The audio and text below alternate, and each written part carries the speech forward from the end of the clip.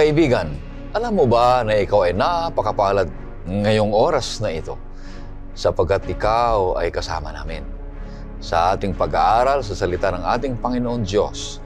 Dahil ang programang ito ay isang pag-aaral na magbibigay sa iyo ng kaalaman patungkol sa Diyos, na Siya ang iyong buhay at walang hanggan. Patuloy na maglilingkod sa ating Panginoon Diyos. Magkaroon ng kaalaman at kaligtasan. Ito po ang iyong lingkod, Pastor Ray Urbi, bilang facilitator sa ating pag-aaral sa oras na ito. Binabagati kong lahat ng mga viewers natin sa buong mundo.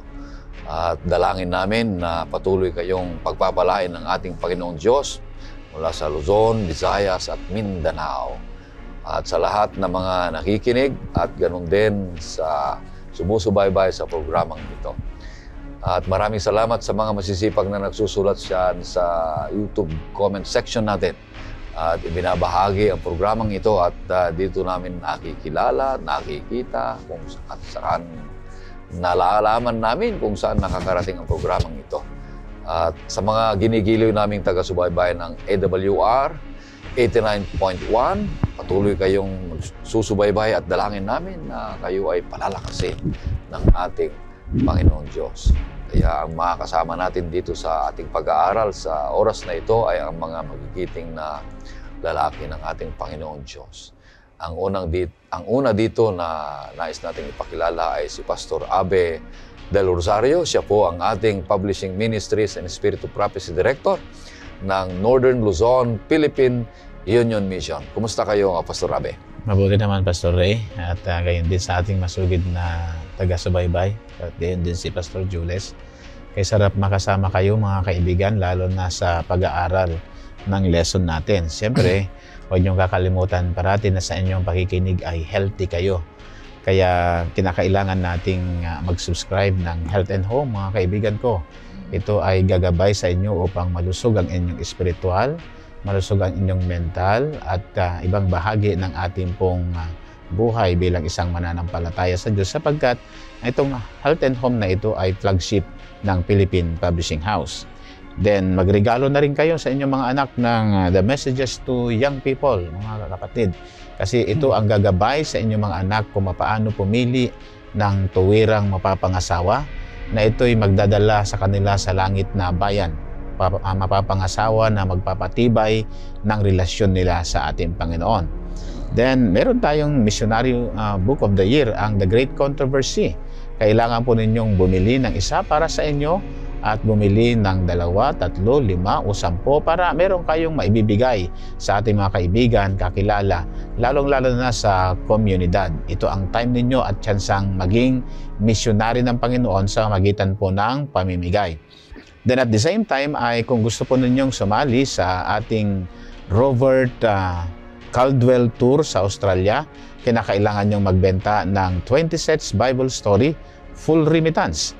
At yan po ay hindi lang yon, bumili rin kayo ng inyong pansariling kopya nito para magamit ninyo upang mahubog ang isang matibay, matatag at banal na espiritualidad ng ating mga anak.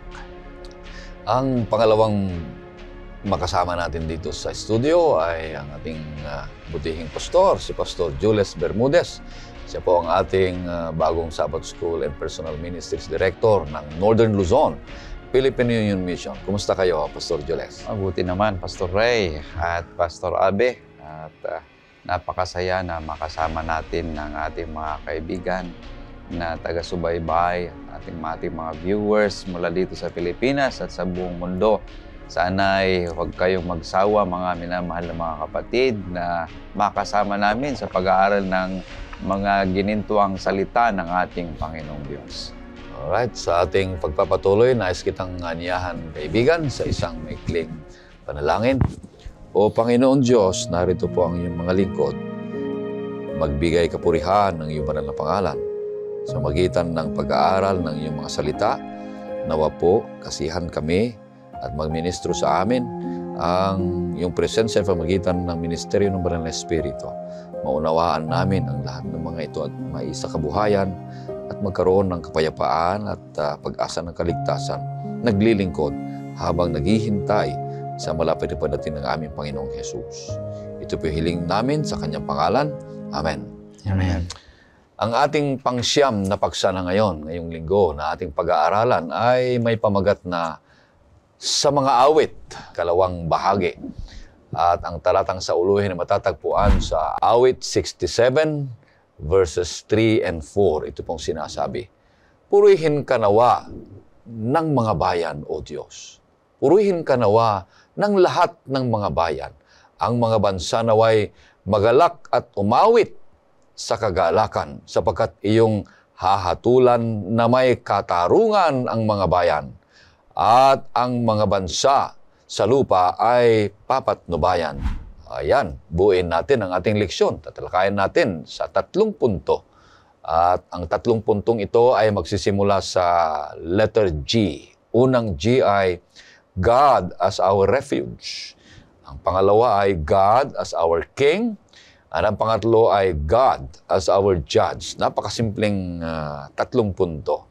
At ang unang punto ay papaliwanag sa atin ni Pastor Abe kung ano ang ibig sabihin ng God as our refuge. Pastor Abe. Yan, napakaganda, Pastor Ray, itong lesson natin ngayon. Last week po, napag-aralan natin ang lesson natin sa Psalms na ito'y nakasentro sa mga tao ng Diyos. At napag-aralan natin kung gaano kahalaga ang Book of Psalms, na ito'y pinapalooban kung paano manalangin, sumamba, at kung paano, ano ba ang inuugali ng bayan ng Diyos kapag sila'y manambahan sa Panginoon. At yung mga taong binago ng Panginoon ay merong misyon at pag-asa. Ngayon naman ay ating tatalakayin, mga minamahal na mga kaibigan, na ang pag-aaral natin ngayon ay hindi na nakasentro sa bayan ng Diyos, kundi nakasentro sa Diyos mismo na siyang pinupuri at sinasamba natin. Kaya dito ay matatalakay natin ang tungkol sa nabanggit ng ating pastor na in times of trouble, ang Diyos ang ating kanlungan. Ano po? Then, makikita natin dito na ipagdiriwang natin balang araw na ang Diyos natin, siya ang King of Kings and Lord of Lords. Then, itinuturo sa atin na ang Diyos natin ay kanyang hahatulan ang sanlibutan at magdadala siya ng tamang hustisya. Ngayon po, ano ba itong God as our refuge? Pakibasa mo, Pastor Ray, doon sa Psalm chapter 46, verse 1. Ang Diyos ay ating kanlungan at kalakasan, isang handang saklolo sa kabagabagan. Wow, napakaganda, ano? So, doon sa Jerusalem noon ay meron silang 6 cities of refuge. Maalala natin yon na kung saan kapag nagkasala ang isang makasalanan at unintentional na nagawa niya yung kasalanan, pupunta siya sa city of refuge. Tatakbo siya doon until such a time na maintindihan na siya, maunawaan na siya, upang yung avenger ay hindi siya papatayin. Kaya tayo naman ay meron tayong kanlungan. Walang iba kundi ang Panginoong Diyos. Siya ang nagbibigay ng kalusugan, kalakasan sa panahon ng kaguluhan na dumarating sa ating pong buhay. Kasi meron tayong mga personal crisis sa buhay. Marami po yan. Kaya nga po, maraming mga bata ngayon na meron silang mental problem. Hindi lang mental problem, meron din silang gaming disorder, relationship problem. Hindi nila kayang mag-interact ngayon ang mga tao dahil sa naging makasarili ang tao, Pastor Ray. Yung nasa panahon tayo ng modernity, ng kapanahunan, ito yung age of individuality. Bakit age of individuality? Kasi sa bahay mo, makita mo yung darling mo, ikikiss mo siya, nagsiselfone. Then habang kumakain kayo, bawat isa ay habang nagsusubo, nagsiselfone. Habang nagyakap kayo ng asawa mo sa higaan nyo ay nagsiselfone. Habang nagsashower siya ay nagsiselfone. Yan ay age of individuality. Ngayon, paano natin babalansehin ang buhay natin sa krisis na nararanasan natin sa modernong kapanahunan? So, katulad yung nangyari sa expressway, my friend, ay napakatindi yun, nawalan ng asawa, nawalan ng anak, at siya lang ang naiwan. Pero ang Diyos ay nangyayari mga bagay na yan. At kasarap manalangin sa Panginoon kapag nasa panahon tayo ng kabagabagan. Pakibasa mo, Pastor Ray, ang ilang setas pa sa talatang 2 hanggang 4 muna tayo. Kaya't hindi tayo matatakot bagaman mabago ang lupa, bagaman ang mga bundok ay madulas sa puso ng dagat. So, Bagaman ang tubig nito ay bumula at humugong, bagaman ang mga bundok ay mauga dahil sa unos niyon. oo. Ito inilalawan sa salmo ni David na merong kaguluhan sa pagitan ng mga bansa. At ang parating na bibiktima, Pastor Ray, ay walang iba kundi ang bayan ng Diyos. Kasi tingnan mo yung nangyayari ngayon sa Ukraine at Russia. Alitan lang ng dalawang presidente yan. Pero ang naghihirap ay ang kabuuang sangkatauhan dahil lamang sa pride ng dalawang nangunguna. At ang higit dyan na talo po ay ang bayan ng Diyos. So, very na-oppress sila, naghihirap sila, persecuted sila, then wala na silang karapatang mamuhay na malaya. Kaya nga sa panahon na ganito, meron tayong kanlungan na nagbibigay pag-asa, nagbibigay lakas at umuunawa sa atin. Pakibasa mo, Pastor Ray, doon sa Psalms 46 verse 5 and 6. Ang Diyos ay nasa gitna niya. Siya ay hindi makikilos. Tutulungan siyang maaga ng Diyos. Ang mga bansa ay nagkagulo. Ang mga kaharian ay nagpasuray-suray. Binigkas niya ang kanyang tinig. Ang lupa ay natunaw. Oh, yan ay mga salita ng isang haring warrior. Si King David, tandaan natin na conqueror itong lalaking ito. Na halos makonquer niya ang buong Palestina nung pangunguna ni Haring David. At makita natin na very victorious. Pero ngayon, noong panahon naman na nawala si David after ng pangunguna, isang righteous na pangunguna, ay pumalit yung mga hari, no? Ang kanilang pananampalataya at paglilingkod ay paakyat, pababa, o kaya pag-unlad at pagbagsak ang kanilang kaharian noon. Pero itinuturo sa atin ng ating lesson na in times of such crisis or in times of illness, in times of financial strain, we need to seek solace in God. So makakasumpong tayo ng kapayapaan sa Panginoon. Yun lang naman talaga ang kanlungan natin, mga kapatid. Kasi kagabi talagang matindi din ang aking karanasan, my friend. Ay talagang tutuwad ka sa sakit ng tiyan ko. Tindi, hindi ako nakatulog ng maayos. Pero Panginoon, kako ay meron akong obligasyon.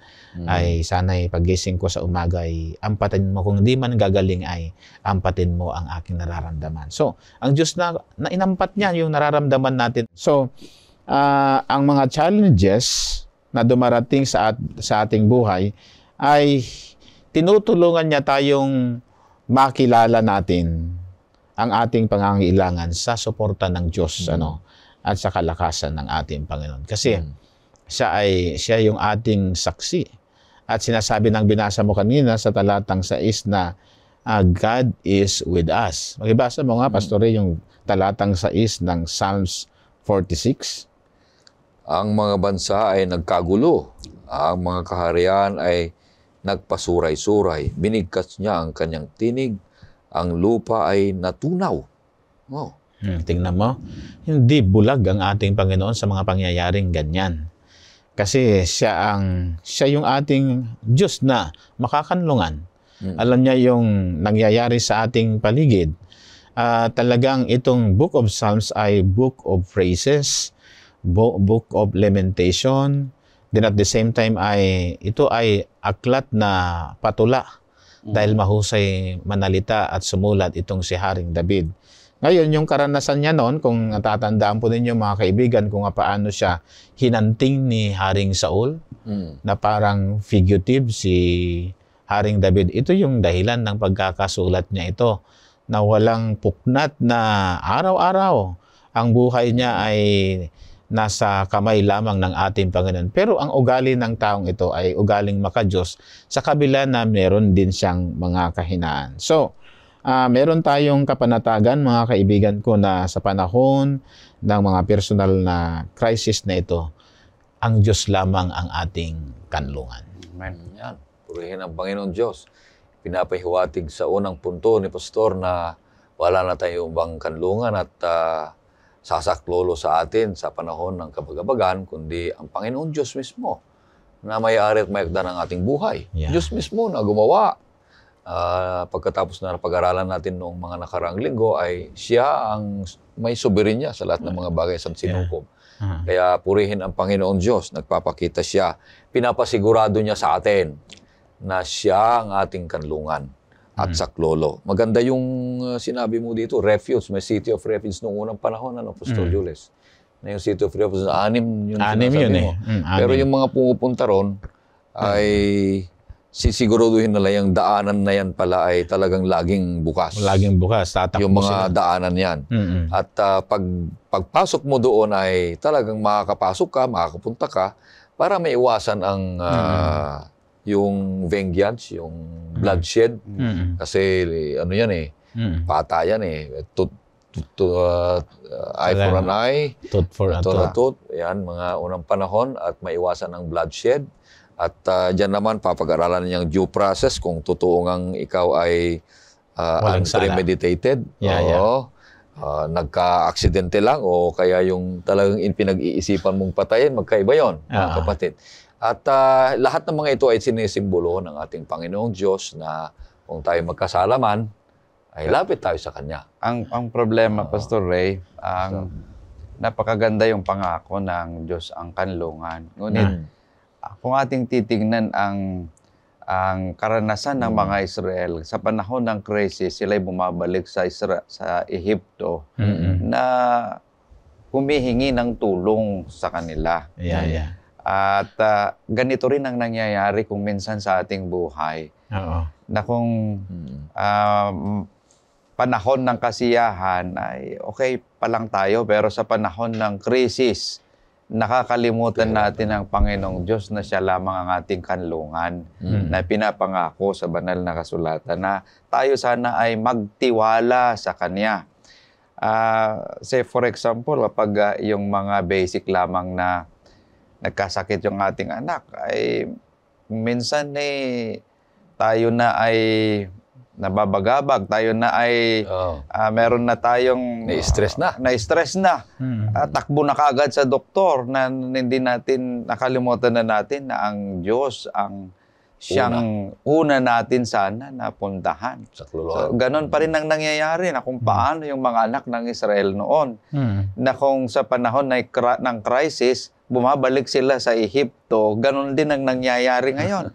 Bumabalik tayo sa Ehipto, tumitingin ng mga ibang pamamaraan sa ating mga problema sa buhay. Ngunit ang pangako ng Panginoong Diyos na napakaganda, He is our present help. But He cannot work for us unless we trust in Him. So kailangan nating magtiwala sa ating Panginoong Diyos. Tama nga naman. Paano ka tutulungan ng Panginoon Diyos kung hindi ka naman lalapit sa Kanya? Hindi mo naman inuuna. Saka lang siguro pupunta ka na sa Kanya pag huling-huli na. Tapos sabihin mo, gumawa ka ng paraan, gumawa ka ng mirakulo, huling-huli na. Kasi inuna mo yung mga ibang-ibang mga pupuntahan pa. Lalong-lalo na, pumupunta ka doon sa may sinasabing, yung ginaganyan nila. Na bigas. Tapos yung bigas talagang nagtuturo ng bigas. O tapos nag-aalay ka na kung saan-saan man. Nagtatayo ka na, mga patawarin. Huwag tayong pupunta yung mga ganung bagay, mga kapatid. Malayo tayo sa kabanalan yan. Kabanalan. May nakita pa ako, Pastor Ray, dito sa verses 4-7 na binabanggit dito that God is our river of joy. Na kung saan yung panahon na yon, yung mga Assyrians ay kinubkob sila, hindi sila makalabas. At sa Palestine, kailangan talaga ng tubig, lalo na sa Jerusalem. Ngunit ang mga psalmist ay naniniwala sila that God is the river of joy. Yeah. Siya ang nagbibigay. Kanya sa banal na kasulatan, pinapangako that Jesus is the fountain of life, is the river of life sa ating buhay.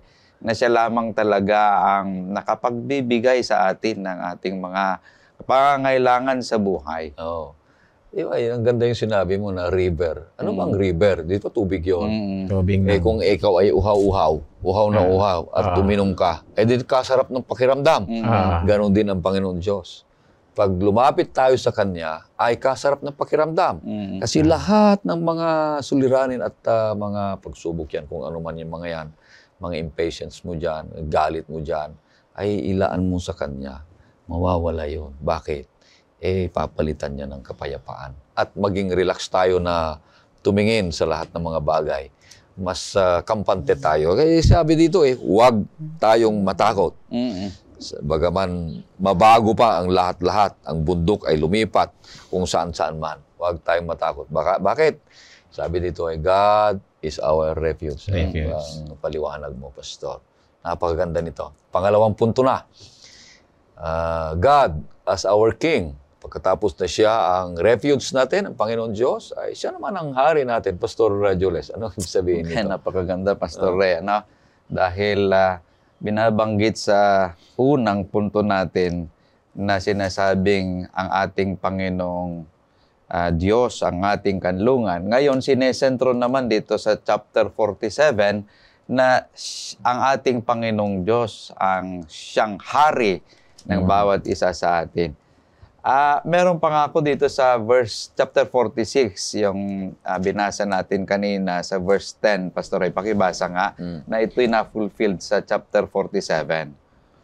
Kayo ay magsitigil at kilalanin ninyo na ako ang Diyos. Ako'y mamumuno sa mga bansa. Ako'y mamumuno sa lupa. Okay. So binabanggit na dyan sa chapter 46 yung pangako na kung saan ang Diyos ang mamumuno sa bansa. Ito'y na-fulfilled sa chapter 47. Natin ngang makikita na ang Diyos ang siyang mamumuno. Siya ang hari ng mga hari. Kanya kung ating babasahin sa verse 8 ng chapter 47, anong sinasabi, Pastor Ray? Ang Diyos ay naghahari sa mga bansa. Ang Diyos ay nakaupo sa kanyang banal na trono. Sinasabi na dyan na ang ating Diyos ang siyang maghahari sa buong bansa. Hindi lamang sa mga Israel, kundi sa lahat ng bansa, sa buong mundo. Yan ang binabanggit dyan. So, ngayon ay ating titignan mula dito sa chapter 47, Pastor Ray at Pastor Abe, na kung saan una ang makikita natin dito that our God is an awesome King. Sa verses 1 to 4. Ang pangalawa, that our God is a triumphant King sa verse 5. At ang pangatlo is our God is King of Kings sa verses 6 to 9. Dito sa verse 2, pakibasa nga, Pastor Ray, kung anong sinasabi. Sapagkat ang Panginoon, ang kataas-taasan, ay kakilakilabot, isang dakilang hari sa buong lupa. Siya ay kakakilakilabot. Dito ay nilalarawan kung paano ang ating hari na kung saan sinasabi dito ay kakilakilabot. Kung inyong kataas-taasan. Kung inyong titingnan, yan ay description ng kung paano pinapakita ang hari, ang bagong hari, kung paano siya ini-introduce sa mga tao na merong shouting, merong clapping and blowing of trumpets. Yan ang iyong makikita sa verses 1 to 4 na pinapakita dito that our King is really an awesome King. So, kung inyong titingnan sa ating pagsamba, Pastor Ray, wala naman na yata yung shouting at yung clapping of hands ngayon. Pero yung lumulukso pa. Pero yung paggawa nila ng ganon ay pinapakita lamang kung gaano nila kinikilala ang hari because he is an awesome King, na siya ang talagang nagligtas sa kanila, siya ang lumaban sa kanila na kahit wala silang ginawa, yung hari talaga ang gumawa sila sa kanila, ang ating Panginoong Diyos. Pangalawa, makikita natin dito that our God is a triumphant King sa verse 5. Pakibasa nga, Pastor Ray, sa verse 5. Ang Diyos ay pumailang-lang na may sigaw, ang Panginoon na may tunog ng trumpeta. Iyan, Pastor Ray, ay pinapakita yung ating mababasa sa unang Tesalonica 4:16, kung saan ang ating Panginoong Hesus ay bumababa na may trompeta, tunog ng pakakak. Oo, sa mga anghel. Na ang ating Panginoong Hesus ay bababa. Kung ating titingnan, ito yung sinasabi natin na returning King. Ang ating Panginoong Hesus. Because He is a triumphant God, siya'y nagtagumpay at siya'y babalik upang sa ganon ay kukunin niya ang kanyang mga anak. So makikita natin dito na kung saan hindi lamang siya awesome king, kundi siya ay triumphant king who will come to claim his children. Yun yung ating makikita. At dito sa panghuli, our God is King of Kings sa verses 6 to 9. Pakibasa, Pastor Ray. Kayo'y magsiawit ng mga papuri sa Diyos. Kayo'y magsiawit ng mga papuri. Kayo'y magsiawit ng mga papuri sa ating hari. Kayo'y magsiawit ng mga papuri. Sapagkat ang Diyos, ang hari ng buong lupa. Magsiawit kayo ng mga papuri na may awit. 8. Hanggang 9. Ang Diyos ay naghahari sa mga bansa. Ang Diyos ay nakaupo sa kanyang banal na trono. 9. Ang mga pinuno ng mga bayan ay nagtipon-tipon bilang bayan ng Diyos ni Abraham, sapagkat ang mga kalasag ng lupa ay sa Diyos. Siya ay napakadakila. Okay. Isang remarkable lang nangyari dyan sa verses 6 to 9 dahil hindi lamang ang Israel ang siyang nag-join sa pagsamba sa ating Panginoong Diyos, kundi lahat ng nation, ang Gentile nation ay kasama sa napumuri sa ating Panginoong Diyos na hari ng mga hari. So ating makikita na kung saan binabanggit dyan na ang ating Panginoon is not simply God, but He is the King of the universe. Napakahalaga na ating titingnan niyon. Dahil kung ang Diyos ang naghahari sa iyong buhay, ay hindi na ikaw yung gumagawa, kundi kung ano yung kalooban ng Panginoong Diyos, yun yung iyong ginagawa. Dahil siya na nga ang hari ng iyong buhay. Ganon din sa panahon ng mga salmis, nakita nila kung paano kinalaban ng ating Panginoong Diyos ang mga Assyrians. Hindi sa pamagitan ng lakas ng mga Israel, kundi sa kapangyarihan ng ating Panginoong Diyos kung paano sila natalo.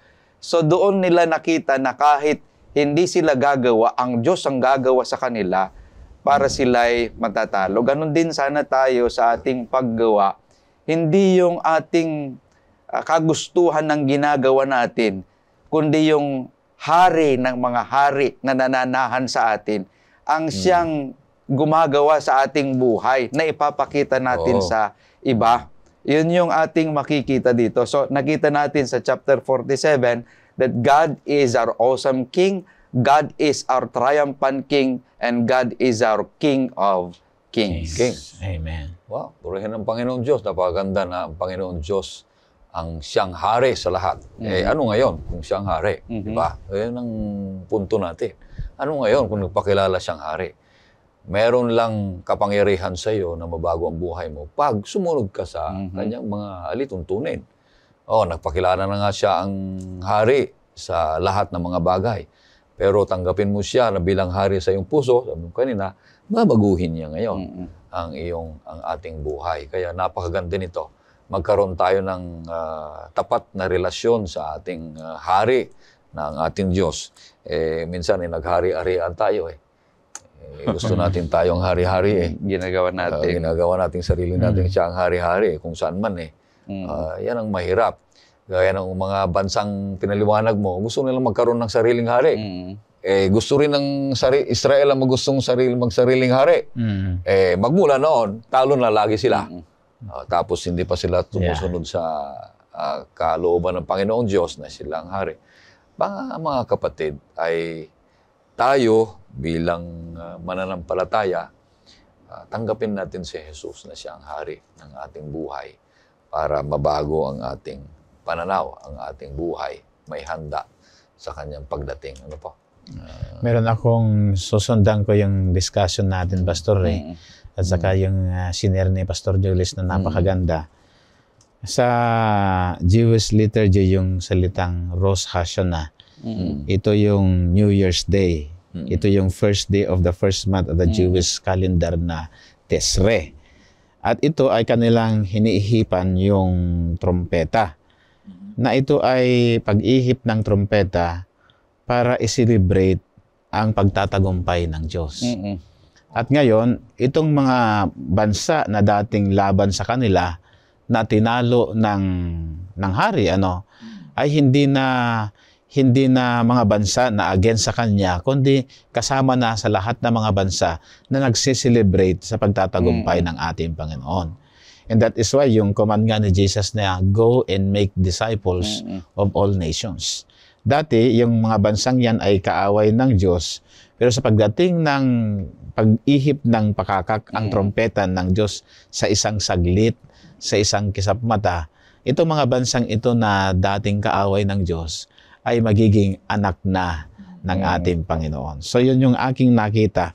At sila din ay magiging bahagi ng bayan ng Diyos, ang mga taong ito. Parang nung nangyari, nung panahon ni King David at saka nung panahon ni Gideon, kung tandaan ninyo na ang mga bansay kusang sumuko.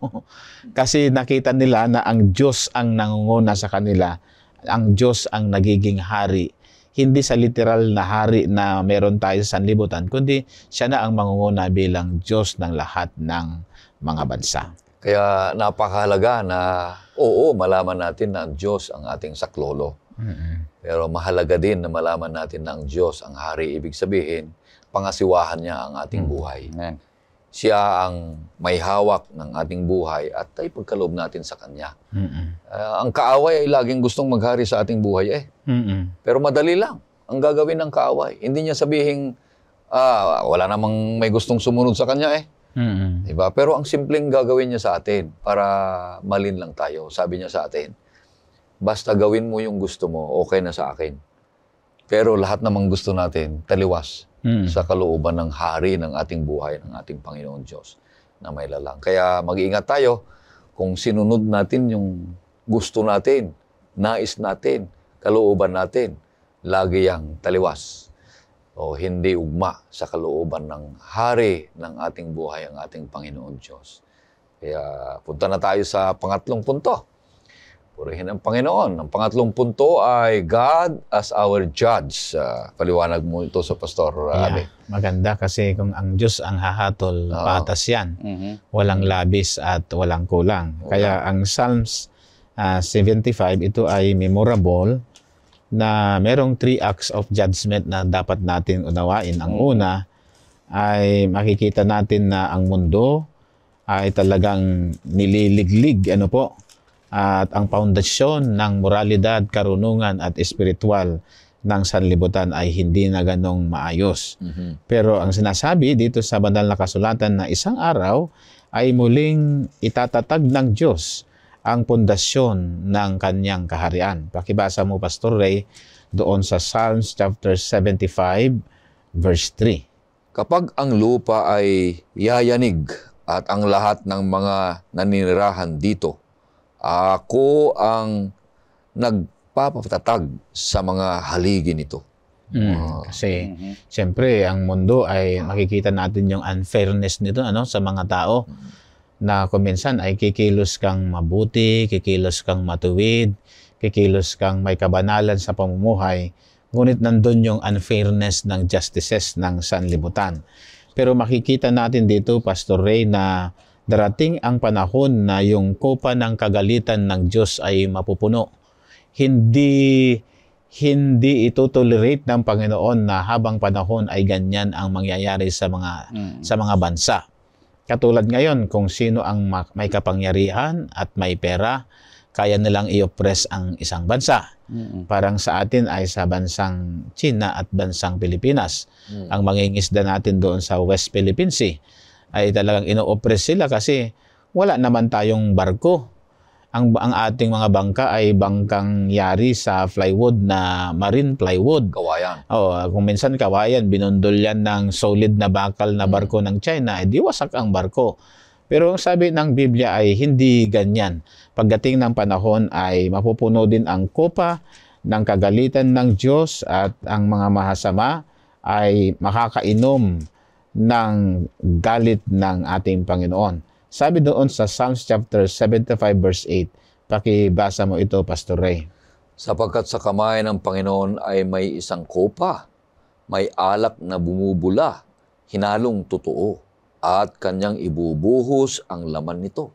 Tunay na ang masasama sa lupa ay ibubuhos at iinumin. Ang latak nito. Yeah. Yung kopang ito ay kopa ng pagkapuot ng Diyos. Ibig sabihin ay yung kanyang pasensya ay hindi naman siguro nauubos ang pasensya ng Diyos. Kaya lang dumating na sa panahon na kagaya ng panahon ng mga hintil na ang sabi ng ating Panginoong Hesus noon, kapag hindi pa naabot yung wickedness ng hintil ay hindi pa niya hatulan ang panahon na yon. Pero ito ngayon ay talagang ibubuhos niya yan. Pakibasa mo, Pastor, doon sa i-compare natin sa Revelation chapter 14, talatang 10, Apokalipsis, Kabanata 14, setas na 10. Ay iinom din naman ng alak ng puot ng Diyos na inihahandang walang halo sa kupa ng kanyang puot at pahirapan sa apoy at asupre sa harapan ng mga anghel, na banal na anghel, at sa harapan ng kordero. Grabe yan, no? Yung justisya ng Panginoon ay ilalapat niya in behalf sa mga righteous. Kasi kung hindi niya ilalapat yung kopa ng kagalitan ng Panginoon, alang-alang sa matutuwid, maubos lahat ng matutuwid. Kasi gagawin niya ang hustisya para bigyan ng vindication, una, itong mga matutuwid. Then yung karakter din ng ating Panginoon na nasira ng kasalanan. Then, ang isa pa dito, Pastor Ray, ay makikita natin dito sa aklat ng Salmo, yung simbolo ng kanyang kapangyarihan at dignidad. Pakibasa mo sa talatang 10 ng Psalm 75. Lahat ng mga sungay ng masama ay aking puputulin, ngunit ang mga sungay ng matuwid ay itataas. Yan. So, ang kapangyarihan niya, ang kanyang pangunguna, ay may pangunguna na may dignidad at integridad. Sapagkat ang Diyos ay kanyang dadalhin ang kanyang paghatol upang bigyan ng hustisya ang komunidad na nasira bunga ng pagkakasala, Pastor Ray. Ngayon, paano niya gagawin ito at paano niya i-implement ang kanyang paghatol sa sanlibutan? Sa Ecclesiastes chapter 3, verse 17, ganito ang sinasabi ng banal na kasulatan. Sinabi ko sa aking puso, hahatulan ng Diyos ang matuwid at ang masama, sapagkat nagtakda siya ng panahon sa bawat bagay at sa bawat gawa. Ang tanong na yan ay, kailan yung takdang panahon na yan para hatulan niya ang tao sa kanyang kasalanan, lihim man ito o hayag? Kasi po, kapag hindi natin bibigyan ng pansin ito, Pastor Ray, sisipiin nga natin itong Ecclesiastes chapter 12, verse 13 and 14. Titignan natin kung ano ang sinasabi ng ating Panginoon. 13:14, ito ang wakas ng bagay, lahat ay narinig. Matakot ka sa Diyos at sundin mo ang kanyang mga utos, sapagkat ito ang buong katungkulan ng tao. Sapagkat dadalhin ng Diyos ang bawat gawa sa paghuhukom, pati ang bawat lihim na bagay, maging ito'y mabuti o masama. So, parang sinabi niya na here is the conclusion of the whole matter. Yeah. Fear God and Give glory. give glory to Him. Mm. Oh, yun naman talaga ang ano natin eh. Ang lundo ng lahat ng mga bagay ay luwalhatiin natin ang Panginoon at bigyan natin ng respeto. Yung fear kasi doon sa biblical language ay paggalang sa ating Panginoon, reverence. So ngayon, bilang bahagi ng kanyang kapangyarihan, integridad at otoridad, ay gustong ilapat ng Diyos ang tamang hustisya. Okay? Ginawa mo man ito sa hayag, ginawa mo man itong lihim, wala tayong maitatago sa Panginoon sapagkat kilala tayo ng Diyos. Maging sa pangalan natin ay kilala tayo ng ating Panginoon. Pero ang mga bagay na ito, Pastor Ray, on the other hand, ay gusto ng Diyos na lahat ng kanyang mga nilalang ay sila'y binansagang mga tagatupad ng utos ng Diyos at ng pananampalataya ni Jesus. At balang araw, ang mga taong ito ay magpapahinga sila sang-ayon sa kanilang mga gawa. Siguro para maroon silang background tong mga listeners natin, pakibasa mo ang Revelation 14, 12, and 13. Narito ang panawagan para sa pagtitiis ng mga banal, sa mga tumutupad, sa mga utos ng Diyos at humahawak ng matatag sa pananampalataya ni Jesus. At narinig ko ang isang tinig mula sa langit na nagsasabi, "Isulat mo ito, mapapalad ang mga patay na namamatay sa Panginoon mula ngayon. Oo, sinasabi ng Espiritu, sila'y magpapahinga sa kanilang mga gawa, sapagkat ang kanilang mga gawa ay sumusunod sa kanila." Oh, napakaganda, no? So, ang mga banal ay matiisin. Amen. Sabi nga ng isang pastor, sa hustisya ng Panginoon ay meron tayong just tiis. Magtitiis tayo. Justice. Kasi nandito ang panawagan sa mga banal. Ano? Ang mga banal ay matiisin. Justice. At sang-ayon sa kanyang salita na binasa mo, Pastor Ray, ang mga banal ay magpapahinga sila ayon sa kanilang mga gawa. Purihin ang Panginoon. Alam nyo, mga kapatid, Pastor, maraming mga tao ang natatakot pa rin hanggang ngayon na kung ang pinag-uusapan ay judgment o kaya pag-aatol ng Panginoon Diyos. Pero sa atin, na mananampalataya na ang ating pag-asa ay ang Panginoon Diyos at siya rin ang ating hari, huwag tayong matakot. Maging masaya nga tayo kung hahatol ang Diyos sa atin.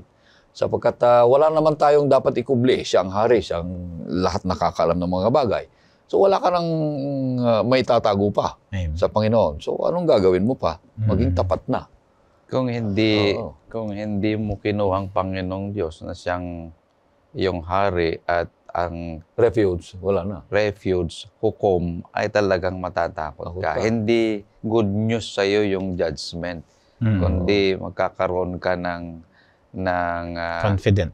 takot takot kapag na. hindi mo kinuha ang ating Panginoong Diyos. Oo nga. Mayroon akong karanasan nung ako'y tinawag sa Branch 16 sa Ilagan kasi kailangan ko mag-appear doon. Yun palang kinuha na yung recruiter ko noon ay hinuli na dahil kinuha yung pera ko. Sabi ko, patawarin nyo na, hindi pala pwede. Kailangan kong uupo sa hukuman. Sa korte.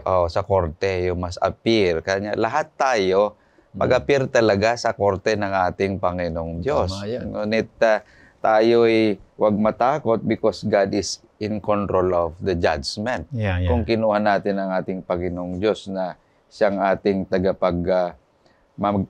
tagapamagitan. So, meron talagang panahon ng paghuhukom na binasa kanina sa chapter 14. Judgment has come. Talagang darating ang paghuhukom na hahatulan tayo ng Panginoong Diyos. Ngunit yung sinabi nga, justice will be served. Yung mga wicked ay talagang tatanggapin nila yung kanilang reward. At yung mga righteous naman will be vindicated. Yun yung ating makikita sa paghuhukom. So, yung judgment na ito ay part ng plan ng ating Panginoong Diyos to end sin and restore righteousness. nakaplano na ito na bago pa nilalang ang ating mundo, may plano na talagang Panginoong Diyos that the judgment is God's plan to end sin and to restore righteousness. Tama, mabuting balita yan, mga kapatid. Kaya huwag tayong magduda. Lapit tayo sa Panginoong Diyos. Naranasan ko rin yan eh. Sinampahan ako ng kaso. Kinausap ko yung abogado. Kinausap ko rin yung... Nagsampa? Oo, kung ano yung dapat kong gawin. Talagang haharap talaga ako sa korte. Oo, lahat ng mga ebidensya. Pero sabi nung maghahatol, sabi niya, huwag kang mag-alala, Pastor, dahil nasunod nyo naman yung paraan. Yung nagsampa sa iyo ay hindi niya alam yung paraan. Yung proseso. Yung proseso. Itong sa inyo ay tama yan. Sumunod ka lang dun sa sabihin ko, sabi niya. At i-prepare mo mga ito. Matatalo yan sila. Sabi, kampante na ako. Wala na akong problema. Dahil mismo yung hahatol, nagsabi na sa akin. Panalo ka na. Kaya nung umupo kami doon, wala akong problema. Ang kinatakutan ko lang, yung nagsampa sa akin, matalo, paglabas namin, ibabanatan ako. Kaya nagsama ako ng mga kasama ko. Kaya tayo mga kapatid, pag ang Panginoon Diyos, ang ating hari, ating refuge, siya rin ang hahatol, huwag tayong matakot, magduda. Maglingkod lang tayo ng tapat. At huwag na tayong ano pang mga dapat nating gawin na makamundo, kundi isalang-alang na natin. Huwag nating kompromiso ang katotohanan, kabanalan at katwiran na tinanggap at maglingkod sa Panginoon Diyos. Ang pinakamasaya sa lahat, sa balat ng lupa, sabi ko sa inyo, iyon yung maglingkod sa Panginoon Diyos. Kung gusto mong maging popular sa langit, popular sa lupa, popular sa mga anghel, lalong-lalo na sa ating Panginoong Hesus, ipagpatuloy natin yung inumpisahan ni Kristo na paggawa ng mabuti at pag-preach ng gospel. Ma-involve tayo. Kaya nga, mayroon tayong programang TMI, TMI involvement.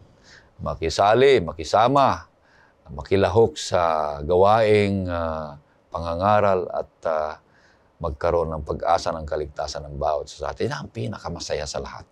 Iniwan yan ng Panginoon sa atin. Ipagpatuloy natin, mga kapatid. Kaya purihin ang Panginoon Diyos. Huwag natin kalimutan yung 3 punto. Meron pa kayong reflection, Pastor. Pastor. Ang Diyos ay blessing sa atin. At dito sa lesson natin ay magdepende lang tayo sa grasya ng Panginoon. At ang pinakamaganda dito, siya yung liwanag na gumagabay sa atin para hindi tayo matisod sa pananampalataya. At magtatagumpay tayo kasi siya yung ating kanlungan, siya yung ating hari, siya yung ating tagahatol.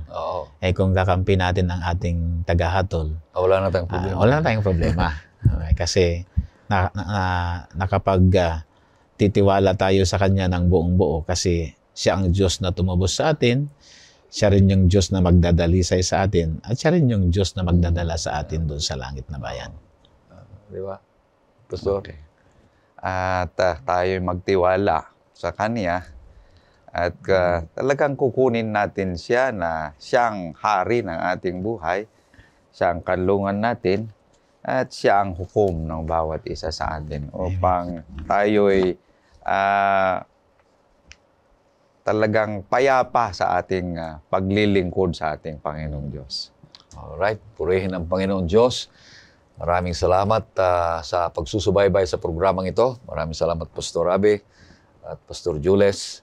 Patuloy kayong susubaybay, kaibigan, at patuloy kayong magkakaroon ng mga bagay na nalalaman, kabutihan ng Panginoong Diyos upang maging masigla ang ating buhay sa paglilingkod na magtuturo ng leksyon at makikilahok sa outreach at ganun din pagbabahagi ng salita ng ating Panginoon Diyos. Sa ating pagtatapos, makakarinig tayo ng isang awitin at pagkatapos nito ay pakinggan natin si Pastor Abe sa isang panalangin.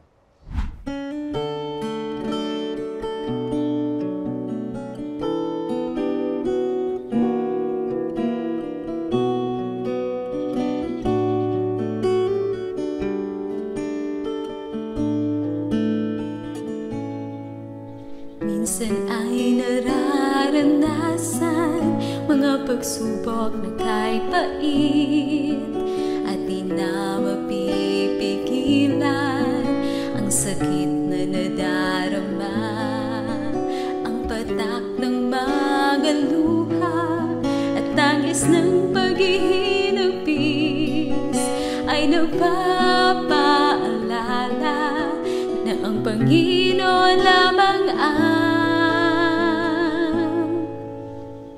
tanging kalungan, tanging maasahan. Di ka pababayaan, ika'y laging alagaan. Ang mga suliranin mo'y kanyang lulutasin. Bibigyan ka ng kalakasan na harapin anumang pagsubok na darating.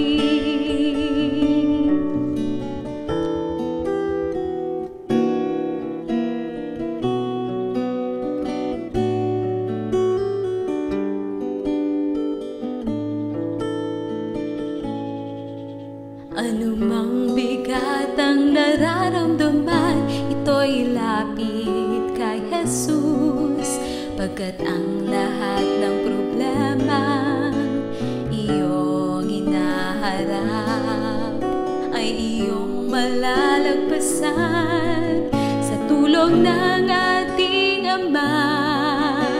Ilagak lang sa Panginoon ang lahat, pagkat siya lamang ang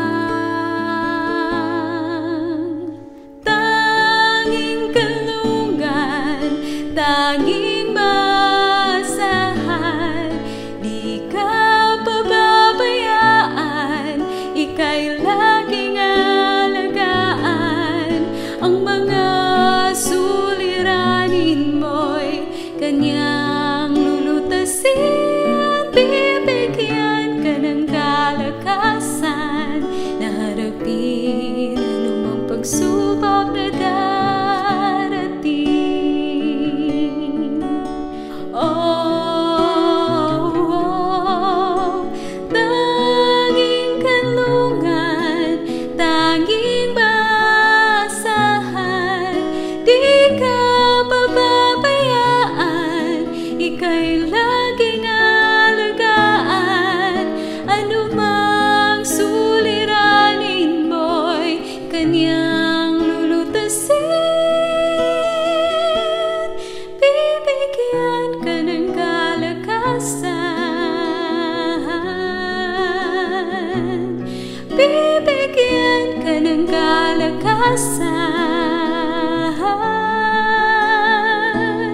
bibigyan ka ng kalakasan na harapin anumang pagsubok na darating.